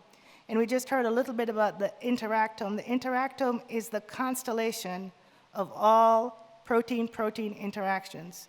So there are about roughly 20 to 30,000 proteins that humans have. And several studies have done, at large scale, measured all the proteins that physically interact with each other. And so using these protein interactions, they've built these interactive network maps. And what's fascinating is that there are domains or modules in the interactome that are associated with various diseases. So there's the cancer domain, the schizophrenia domain, and what we were studying, and what you see here, is the placebo domain. And so we asked the question, if we identify genes that appear to be associated with placebo response, do they have any unique and potentially interesting characteristics? And what we learned was that the placebo module, so if you picture this two-dimensional space where you can kind of walk around in the space and kind of see who your nearest neighbors are, the placebo module was located near to diseases that have high placebo responses, like schizophrenia or neurological diseases. Interestingly, the placebo module was located near to cancer, and we have some interesting findings in cancer. Not that a placebo response is going to cure cancer, that's not what I'm saying. What I'm saying is that if you give somebody a placebo treatment and they have cancer, you can't necessarily stop their placebo response. They're going to try and mount a placebo response. It's something somewhat innate. I love the term of feeling homeostasis, returning the body to homeostasis.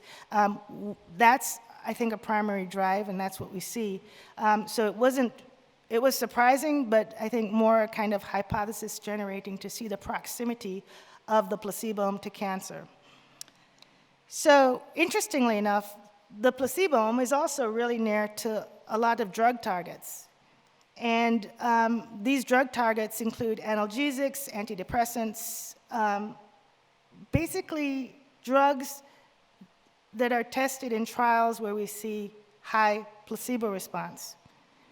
And you might be thinking, well, in a double-blind trial, if you randomize this group of patients to drug and this group of patients to placebo, the patients getting the drug don't know if they're getting drug or placebo, and if they have a placebo response, then if the drug is acting on the placebo response pathway, the drug could interfere with the placebo response.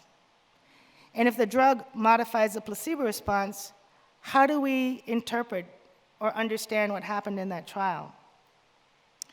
So I'm going to give you an example of one of the genes in the placebome that we've been following to basically understand what is possible when we look at clinical trials from a pharmacogenomic perspective. And the gene I'm going to talk about today is catechol-O-methyltransferase, or COMT, C-O-M-T.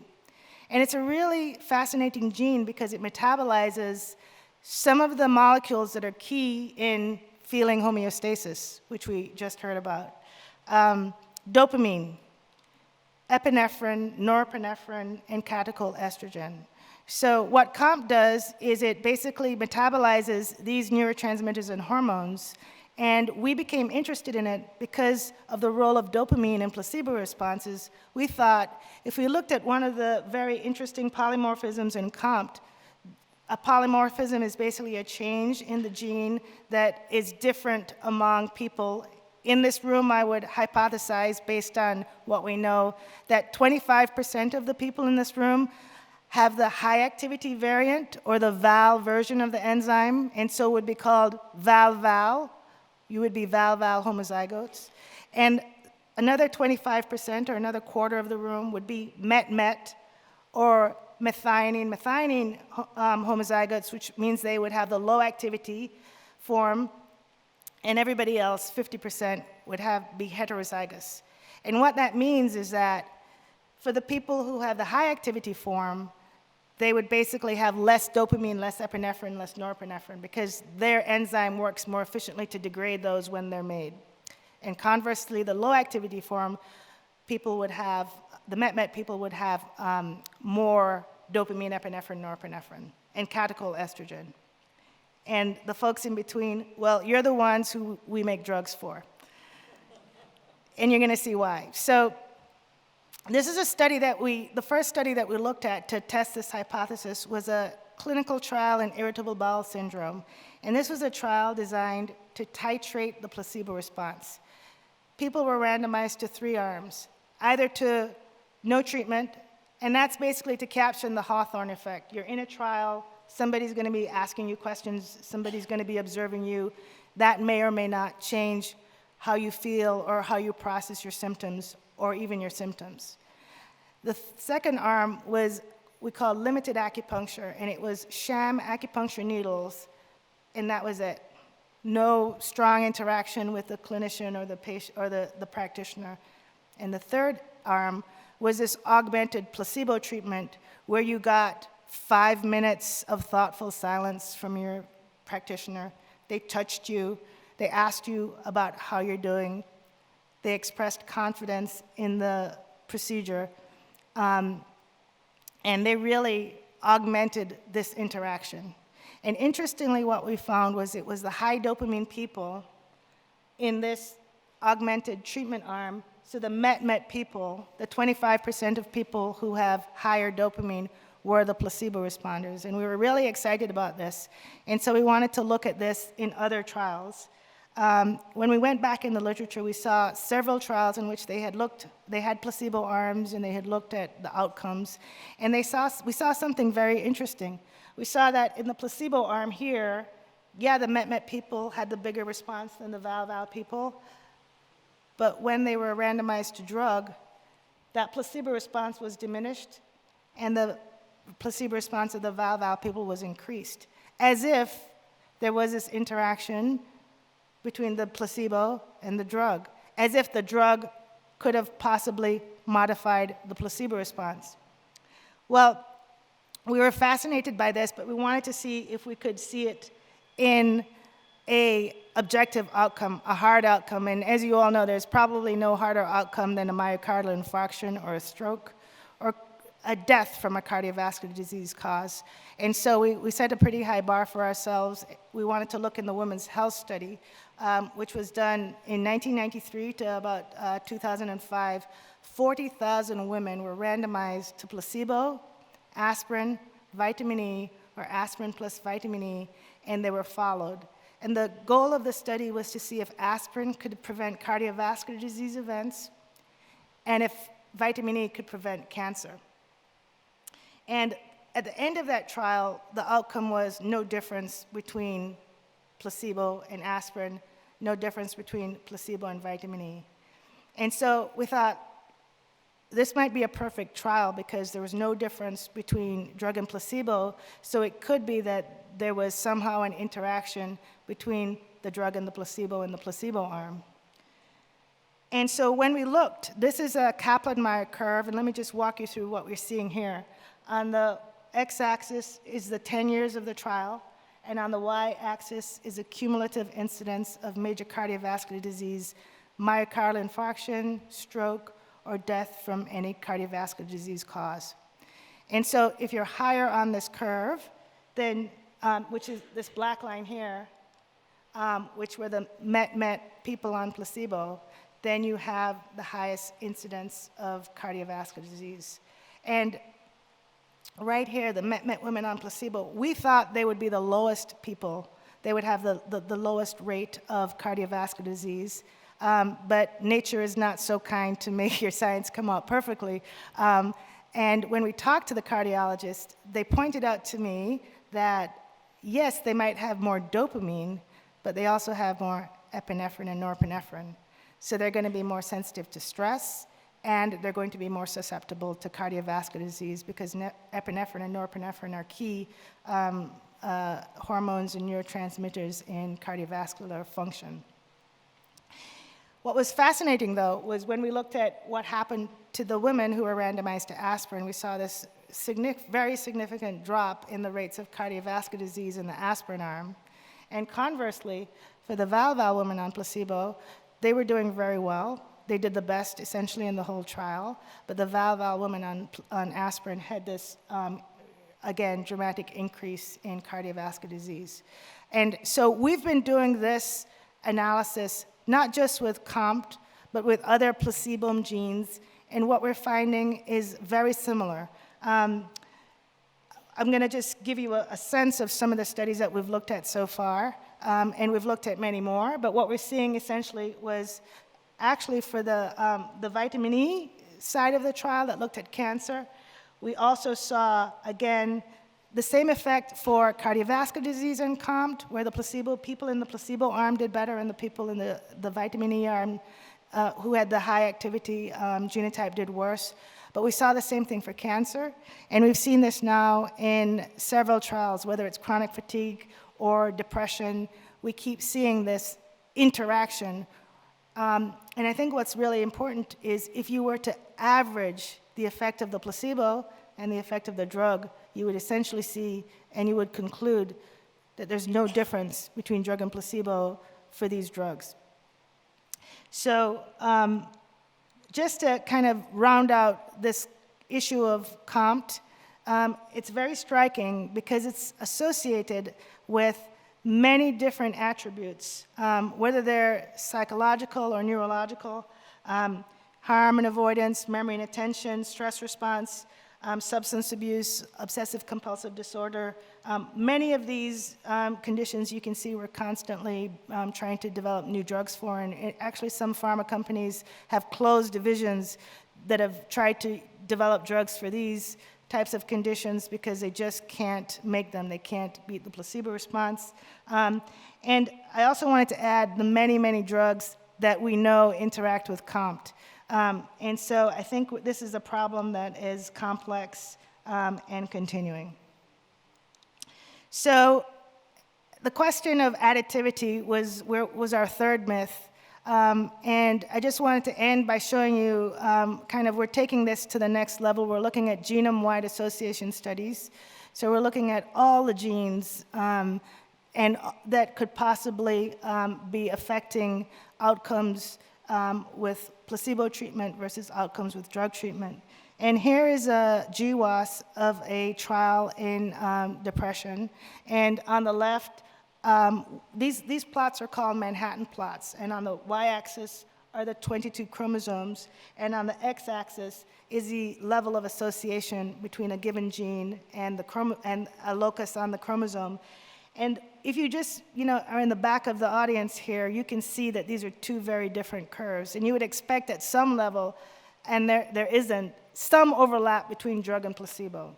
But we don't see an overlap between drug and placebo, which begs the question, in what way is drug and placebo additive? Is it really additive? And have we been misinforming ourselves for the last 75 years in drug development?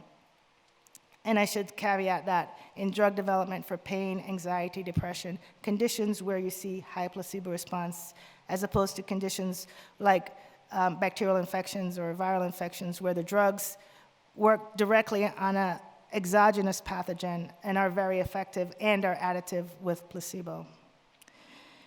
So I think I've shown you that placebos, yes, they were once the domain of the imagination, and it was really, I think, brilliant to kind of claim that they were the domain of the imagination, because you could at once avow and disavow their effects. Either way, the biomedical establishment could take control of this placebo response, take it out of the hands of the charlatans, and minimize the people who it had effects in. I think I've shown you that through neurobiology and pharmacology, we're starting to get a sense that this is a biological process. And I think I've shown you that the second myth, that deception is necessary, is not true, that we can use open-label placebos, and we no longer need to turn a quote-unquote blind eye to the power of placebos. And finally, I think I've shown you, hopefully, some compelling evidence that drugs and placebos are not additive, and that we have to think about this differently. So in conclusion, I would say that, ironically, it's not lost on me in this process of translating placebo research to the clinic, that what we're doing is we're taking placebos out of this wonderful wizardry, this beautiful domain of the imagination, and literally handing it over to the biomedical material, biochemical scientists in this evidence-based way. And hopefully, we will make things better for patients as opposed to, creating more ethical and clinical problems. Thank you for your attention.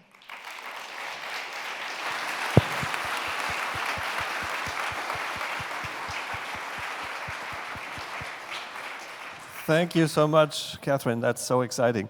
Can I ask you to take one of the seats and the other two speakers also up on stage?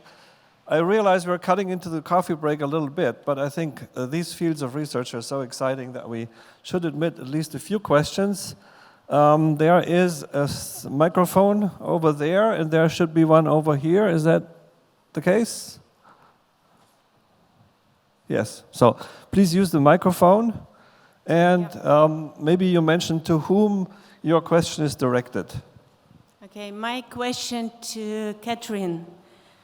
And if really to find the meaning from your talk, how about the hypothesis that there is no real drug? Everything is placebo.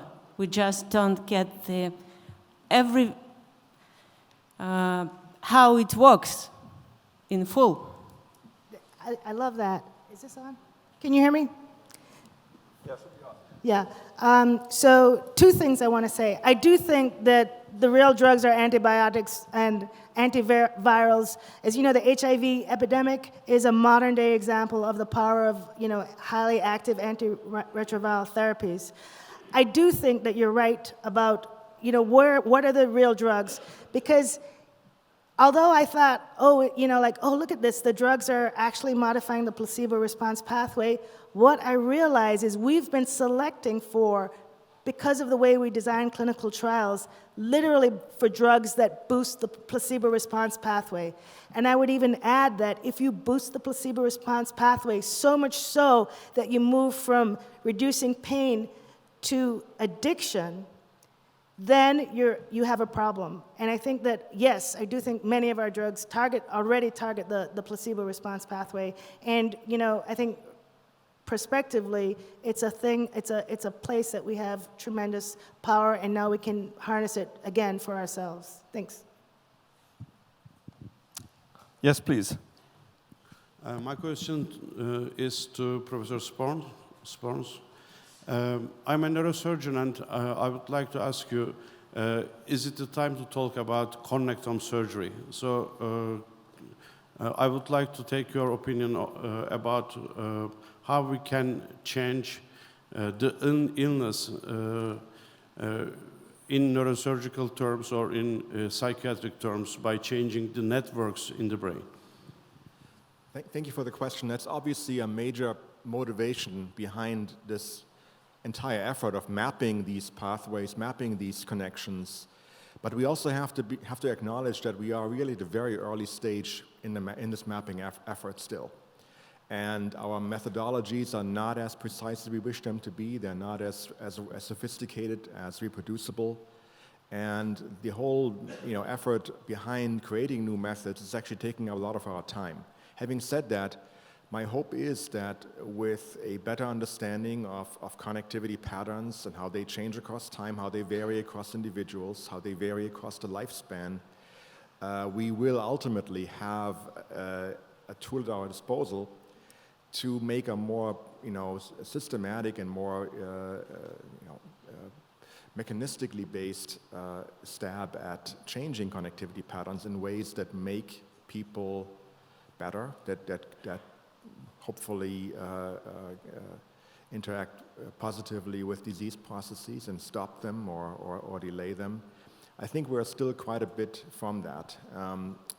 First efforts are being made. I think epilepsy is a promising avenue because we have good model systems, fairly good mechanistic understanding of the disorder, so we can actually do things. Schizophrenia, for me, is still very much over the horizon. We have very little understanding yet, I think, consistent understanding of what is really going on in this particular disorder, whether it's even a single disorder or multiple. So I think we're at the early stages here, but it is one of the major motivating elements that we have some control over disease processes in the end. Thanks, Olaf. There is one other question here, maybe the final one. Back here is another microphone. And Sorry? Back here is another microphone. Yeah. Oh, back there. Oh, yeah. That would be the last one. Okay, thank you. This is a question to Kathyn Hall concerning the factor of deception. When I first heard about these open-label placebo trials, I was quite excited, but when I looked at the actual sort of way you operationalize this, it still seems to me that there is this element of deception by, I mean, all of what is said in these instructions is true. Placebos have been shown to be very effective in such and such conditions and so on. But it still seems to me that this would work for somebody who's not in placebo research, for example. I think if each of the elements of the discussion are true, I don't necessarily see where the deception comes in there. In terms of the efficacy, I agree it's not going to work for everybody, but drugs don't work for everybody. And I would also add that this kind of discussion is very typical of a discussion that a patient has with their physician or a physician has with their patient when they're being put on, sumatriptan or ibuprofen or any drug. It's basically just, like pointing out that placebos do work and planting the possibility, which is important, in Bayesian processing, to create this potential that when they look to check in on their signals, that they can reevaluate these improvements that they might be having in their symptoms using this background. So we're basically, I think, changing the way they're thinking. I don't necessarily think it's deceptive if everything you're telling them is true. Well, do you think a placebo would work for you? Are you taking placebos when you have a condition? I've tried them in many different forms. I mean, it's unfortunate, I think, that the locus of control for the person who administers the drug seems to need to be, from what I've seen, outside the person, as if we've been conditioned that I need somebody who I trust to give me this treatment. I had carpal tunnel syndrome for years, and my friend kept telling me to go to this acupuncturist, and I wouldn't go. And when I did, finally, because I couldn't take, the codeine and all the other stuff, that the drugs that they were giving me for the pain, she got up on the table and jammed a needle in the back of my arm, and like this amazing pain shot through my arm, and I've never had the problem again. Was that a placebo response, or does acupuncture work? I don't know, but at the end of the day, I'm really glad that the pain is gone. Yeah, exactly. I have a question for you, Mark. Usually when people in the philosophy of mind talk about mental states or mental representations, then they distinguish between the intentional content that would be belonging to the easy problems maybe, and the phenomenal content. That would be the usual understanding of the heart problem. How is the phenomenal content related to brain states, something like that. Now, from your talk, I get a sense that you might want to suggest that there is even a third type of content, which has to do with the homeostasis, a kind of valence content, underlying the phenomenal content. Or would you rather say that the valence content is part of the phenomenal content? Is that number two, right? Well, I don't know how I would, that could be done either of the two ways you suggest. The homeostasis, I suppose, should stay outside of the dichotomy that you present, because it doesn't necessarily have to have anything to do with mentation. They are autonomic and vegetative homeostatic mechanisms that are operative all the time. Those that contribute to the phenomenal aspect of the mental realm are affect generating, and this has to do with the processing of uncertainty in relation to these fundamental need states. I didn't have time in my presentation to distinguish the two different aspects of phenomenal consciousness. The one aspect is affective, which is the foundational and necessary precondition for cognitive phenomenal consciousness. But they are not one and the same thing. The affective consciousness is the demand for work. It is, in Fristonian terms, it is the free energy which needs to be minimized. The actual work which is binding that free energy is the cognitive work. And that has everything to do with reconsolidation. That is to say, over time, with the changing of the parameters of the representational content. So they're all interrelated with each other, but the crucial point is that the phenomenal aspect, the foundation of the phenomenal aspect of consciousness is feeling. Without affective feeling, there can be no phenomenal aspect of consciousness. But that's not to say that the cognitive phenomenal dimension is the same thing as affective. It uses a common currency, but it is an extended version of it onto the forebrain mantle. Thank you. Next question here. Who was first? Yeah. But in a way, Mark's began to answer it there. Mark, do you believe that the hydrancephalic children are actually phenomenally conscious? Oh, it's a terrible thought if they are. I think there's every reason, thankfully, that they're not. All we know is that when the cortex is not active, as for example in blind sight, there is no phenomenal consciousness. You're quite wrong to say that blind sight people say they have a gut feeling. I've worked with many of them. They have absolutely no feeling at all, and they are completely baffled about what's responsible for their correct visual performance. Everything I believe suggests the opposite of what you're saying, which is that without cortex, they may have the makings of a valence response or whatever it is, but there's no phenomenal consciousness.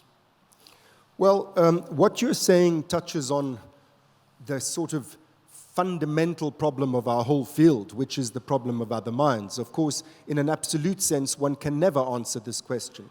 One can never say in any absolute sense these children are phenomenally conscious. It becomes a matter of converging lines of evidence. It becomes a matter of the basis for the hypothesis that they are, and then the testing of predictions arising from that hypothesis. I don't know whether you are conscious, to be honest. And the same applies to these hydranencephalic children. I don't know that they are. I can't know that they are. But I summarized very briefly the lines of evidence which lead us to suggest that the upper brain stem in and of itself is generating affective states. And that then leads to predictions in relation to if you do this, that, or the other thing to such a child, will they respond this, that, or the other way, which you predict would occur from your hypothesis that they are conscious. Perhaps the briefest way I can answer your question is to suggest to you and to all of the members of the audience to read a really fundamentally important paper by Bjorn Merker, M-E-R-K-E-R, 2007 in Behavioral and Brain Sciences, where he addresses this question in great empirical detail and indeed the ethical aspects that you discuss. He studied many, many, many such children over long periods of time, where they are raised in the best of circumstances, which is in their own homes, by parents who treat them as if they are phenomenally conscious. And you have radically different clinical outcomes from what you have where they're treated as vegetables in the wards. So I'm afraid there we have a self-fulfilling prophecy, and my own view is strongly on the basis of the evidence summarized in that article that we have to accept these children are conscious. About the gut feel, it depends what questions you ask. The next question in the back. My question is to Mark Solms.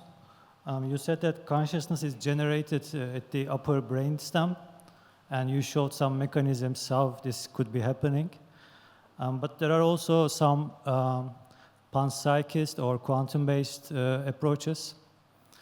So it could be as well said that already existing consciousness gets orchestrated in upper brainstem, or already orchestrated consciousness can maybe get in contact with memory or other brain functions through those mechanisms in brainstem.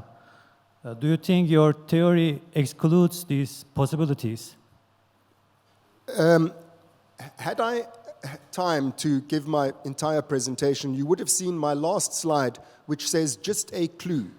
And I need to emphasize that what I'm trying to present is a clue as to how we might approach this problem more productively.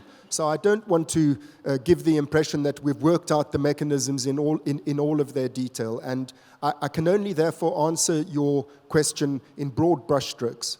I do believe that in the upper brainstem we're dealing with orchestration mechanisms, and I don't pretend to know all of what is orchestrated. I will say, though, what I do know is that the periaqueductal gray, and this relates also to Harold's question, where I distinguished between the generation of affect, which is a demand for work, it is an increasing free energy, and the actual work that is then done, which is modulated by the reticular activating system. It's modulation of the parameters of forebrain control of the context within which the action occurs. The periaqueductal gray's main function is to integrate all the various error signals. Now, that can certainly be reduced down to the level of the molecular levels and the sort of non-classical physics levels if you want to go down that far, but that's beyond my ken. What I do know is that the periaqueductal gray is the great the confluence, the great meta-homeostat, where all the different error signals in relation to all the affective systems are received. There they are prioritized in interfacing with the superior colliculi, needs and opportunities, giving rise to the selection of an affect which is going to flavor the next cycle of voluntary action. That's the best I can do given the knowledge that I currently have. Thank you. Next one, you. Okay. I have a question for Olaf and for Mark, but it just requires short answers, so it's not a problem. So for Olaf, on the one hand, a lot of your analysis depends on these very slow signals you get with fMRI analysis. If we go to much shorter timescales, it's of course a question whether these networks that come out, right, like your Rich Club, will actually survive, or maybe that the architecture of the brain will look very different once we go to short timescales. And for Mark, I was a bit surprised that you link your hypothesis on where feelings come from and upper brainstem, or the core behavior systems, as Björn Merker would call them, to free energy. Because in some sense, evidence weighing is as such something that's a pure epistemic exercise that you can just do perfectly well in your frontal cortex. Think about the orbital frontal cortex. We have many examples of monitoring happening in these systems, right? So if it's only evidence weighing, we just look at discrepancy and validity of the hypothesis that this Bayesian system maintains. Well, it seems to me a contradiction with your core hypothesis. Okay, Paul, very good point that you're making about the relative relationship between what we can conclude from our data and where our data come from.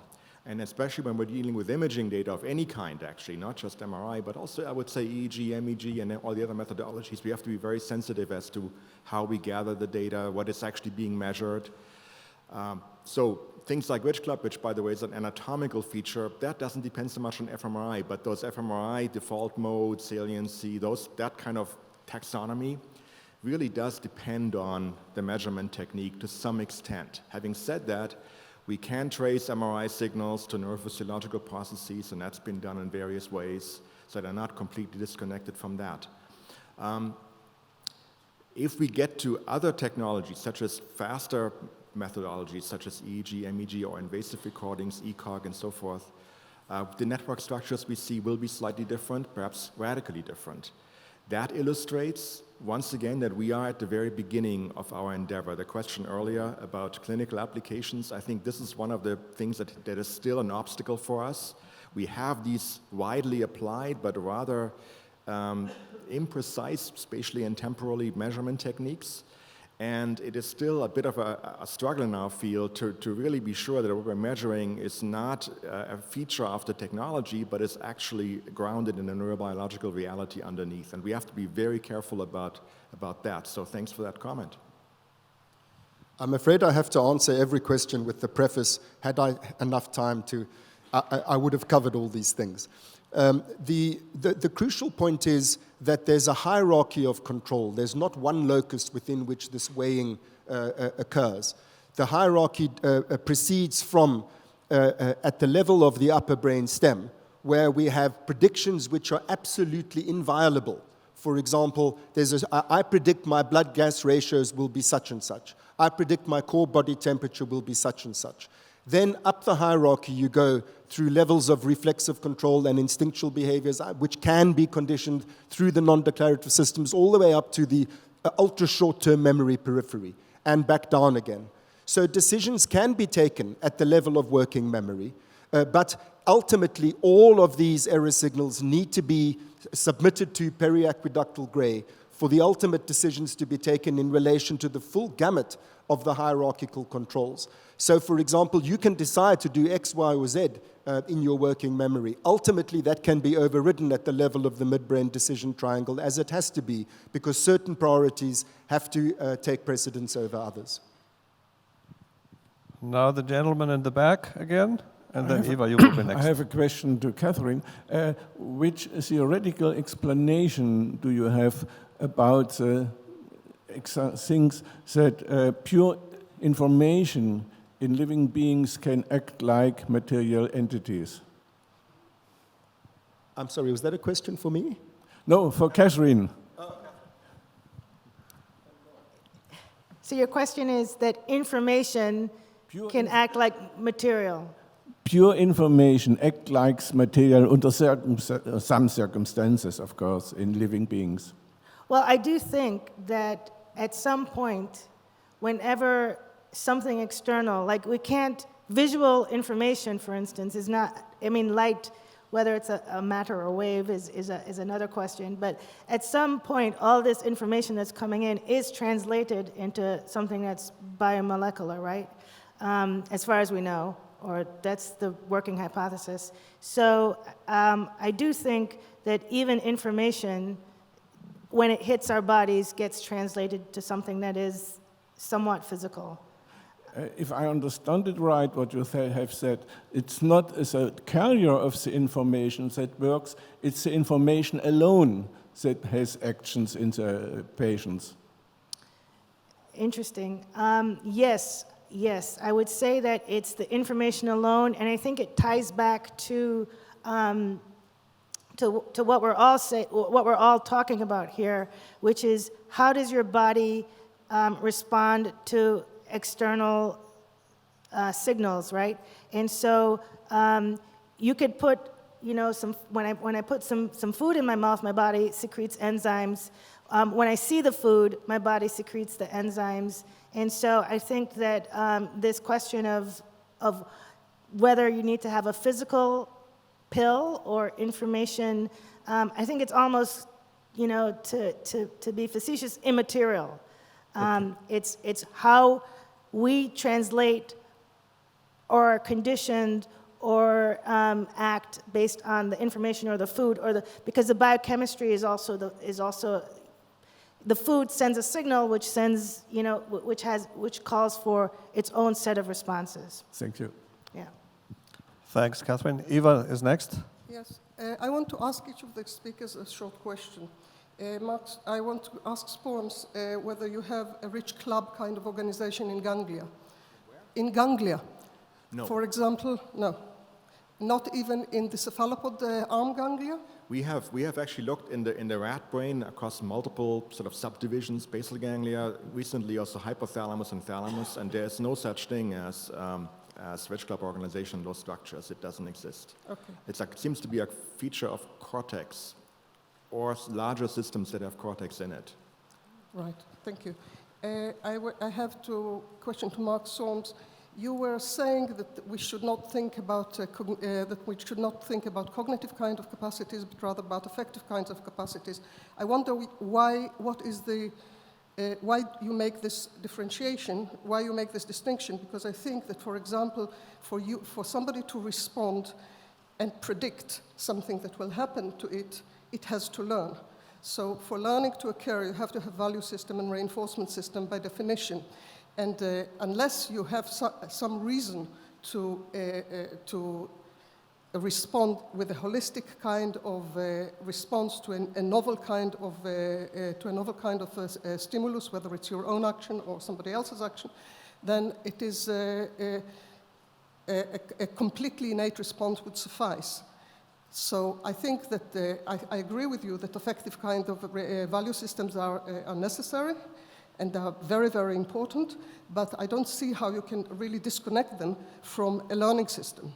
And the last question that I have is for Kathyn. Let me answer that one before you go to the third question, because I'm going to forget your question. It's the limits of working memory in old men. So the answer is, of course, in nature, these two things are indistinguishable. You're absolutely right. But in order to understand their different functional roles in the system, and they do have very different functional roles, we pass them. This is what we do in science quite generally. But I think that it is important to recognize that the cognitive functions, once the learning from experience has occurred, in other words, the changing of the long-term parameters by dint of this choice function, which is what affect is essential for, that then the cognitive functions can proceed without consciousness. And that's one of the main reasons why we need to make the distinction. Thank you. Thank you. And the question to Kathyn, please short, because there are many other people. What about placebo effects in animals? To animals? Yeah. Placebo for animals? Well, yeah, I mean, I think if you kind of parse placebos into conditioning, you can certainly see, obviously, conditioning in animals. And you can even do conditioning where you pair like cyclosporin and have immune modulation in humans and in animals. There's several studies in this.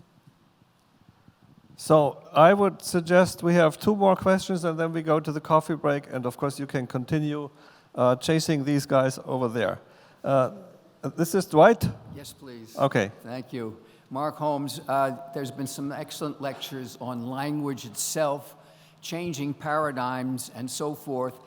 Your first question, consciousness in your predefinition is something that comes from the brain, or is the brain filtering consciousness from the outside? For example, also feeling. Is feeling limited to reactions, or can there be insight in a feeling? I don't know, can they be distinguished? Some people are talking about transcendental experiences. Is that feeling, understanding, knowledge? So what is your predefinition about where consciousness is coming from, and is feeling simply limited to reactions, emotional reactions? I would like to believe that I'm not coming from predefinitions, and that's what I'm trying to get us away from. I think that we had a preconception that consciousness flows in from the outside, and all the empirical evidence points in the opposite direction. Okay. So I think that we need, on the basis of this empirical evidence, to draw a distinction beyond the traditional one, which is between phenomenal and reflective, or primary and secondary cognitive consciousness. I think we need to draw a distinction between both levels of cognitive consciousness and affective consciousness. Affective consciousness is something else. And on the basis of these sorts of evidence that I briefly summarized in my presentation, I think that we have to give precedence. The primordial form of consciousness is the affective form, for the reasons that I summarized. Okay, the primordial form of consciousness is endogenously generated. That's what all the evidence suggests. It generated from so the last question goes to Anna. I also had a question for Mark. On one of your slides, you had a circle with the term nirvana written next to it. Now, You were saying, of course, feelings help us move towards or away from certain things in our surroundings. Now, on this circle, you had pleasure on an arrow going towards nirvana, which, as far as I understand, is very different. Namely, we should rather try to become more aware, more conscious of these feelings in order to not be guided by them. So what was this arrow, and what nirvana were you talking about? As Harold said in his introduction, I am a psychoanalyst, and unfortunately that slide slipped in from a talk to psychoanalysts. Freud distinguishes between a pleasure principle and a nirvana principle. He says that the deepest principle is nirvana, one wants no perturbation, and that then there's a higher level of motivational principle, which is the pleasure principle. And what I try to show the psychoanalysts with that slide is that the no perturbation state, which I called nirvana after Freud's nirvana principle, is in fact the pleasure principle is in the service of that. It's equivalent in my usage of the term, and I'm sorry, it is very misleading. My usage of the term is satiation. In other words, need met. I am where I am in my biologically preferred state. I'm not thirsty, not hungry, not sleepy, not scared, etc., etc. And that the pleasures are the perturbations, and the unpleasures are the perturbations. The pleasures are heading back to where you want to be, which is in your homeostatic settling zone. I'm sorry for the confusion. So we are just about to go into the coffee break right now. But before we go, I wanted you all to applaud the speakers again who made this session such a success.